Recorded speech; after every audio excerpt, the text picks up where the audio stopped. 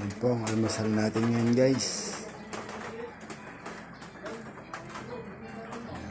Yan po ang almusal natin ngayon.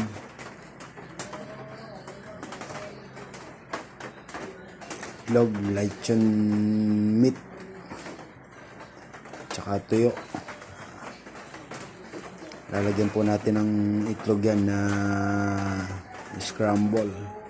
I-slicein po natin yan. Tapos pipirito po tayo ng tuyo. Tapos sasanghag po natin. Ayan. Sasanghag po natin si kanin. Sasama po natin yung bahaw. Ayan po.